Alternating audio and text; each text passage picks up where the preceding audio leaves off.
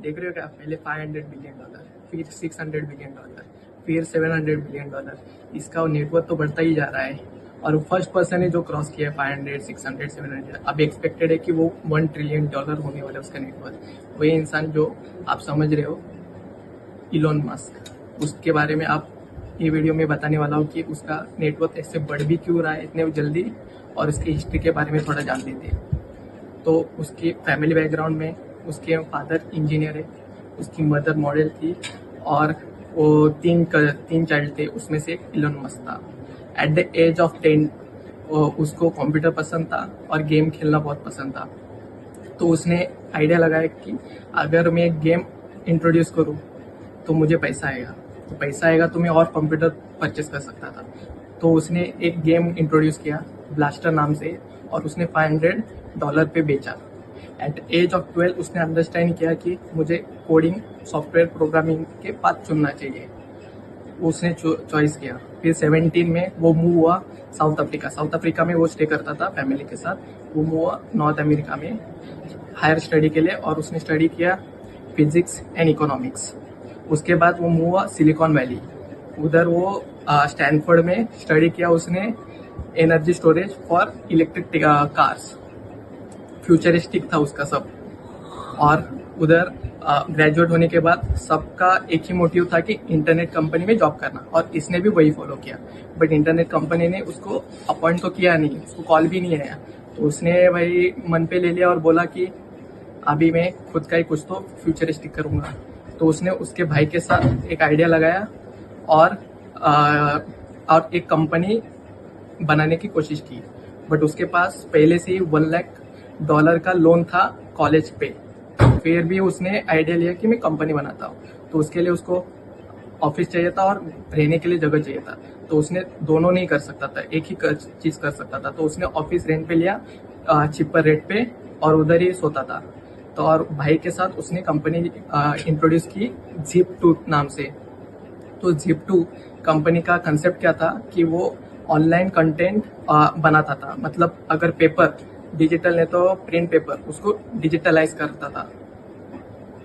और वो company starting में अच्छे से चली नहीं, फिर बाद में चलने लगी, और 4 साल के बाद उसने बेच दी वो कंपनी $305 मिलियन पे। उधर से उसका बूस्ट बढ़ गया, और वो उधर रुका भी नहीं। और उसने 1 महीने के बाद और एक कंपनी इंट्रोड्यूस की, और वो कंपनी का इंट्रोड्यूस करने से पहले उसने परचेस की एक कंपनी X.com का। वो कंपनी क्या करती थी, वो मेल करती थी money from one person to another. उसने वो बेस रखा, और वो बेस से उसने वो कंपनी को कन्वर्ट किया पेपाल में, जो आप लोग जानते होंगे। उसका पेपाल का ये क्या था कि उसका मोटिव बेसिकली मोटिव क्या था, ट्रेडिशनल बैंकिंग को डिजिटलाइज करना था। तो उसने पेपाल को इंट्रोड्यूस किया, और पेपाल से उसने डिजिटलाइज किया और ग्लोबल फाइनेंशियल पेमेंट के लिए। फिर वो कंपनी में भी एक किस्सा था, अच्छा किस्सा है उसमें। 1.5 ईयर्स के बाद उसको कंपनी से चेयरमैन पोजीशन से निकाल दिया, क्योंकि वो 2 वीक के लिए हनीमून पे गया था उसके फर्स्ट वाइफ के साथ।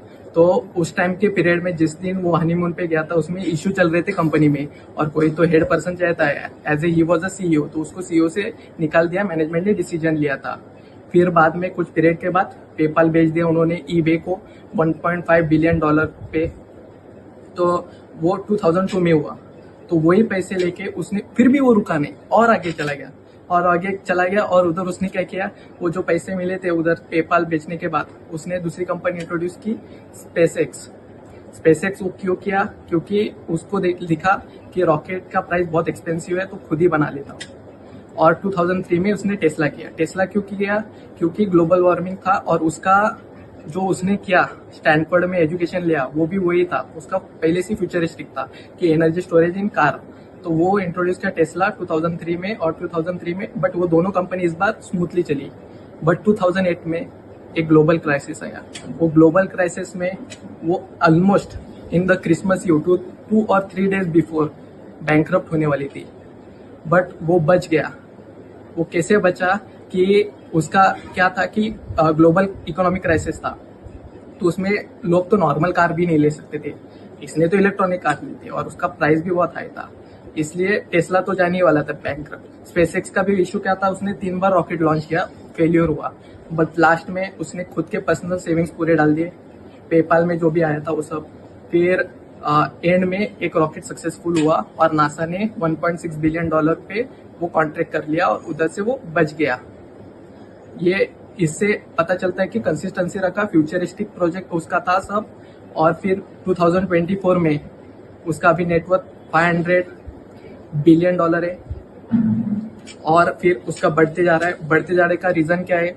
स्पेसएक्स का अभी आईपीओ आने का है, उसकी वैल्यू कुछ तो एस्टिमेटेड है $800 बिलियन, उसमें उसका स्टेक है 42%, विच इज 336 बिलियन।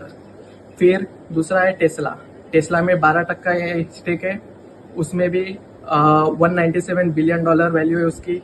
फिर सेकेंड XAI है, आर्टिफिशियल इंटेलिजेंस है, उसमें भी उसका 230 बिलियन वैल्यूएशन है। उनके लिस्ट इनके शेयर प्राइस बढ़ते जा रहे हैं, वैल्यू बढ़ती जा रही है और इसका फास्ट ग्रोइंग है और सब फ्यूचरिस्टिक प्रोजेक्ट है। अगर ये ऐसे ही चलता रहा, ऐसे इसके बढ़ते रह जाएंगे।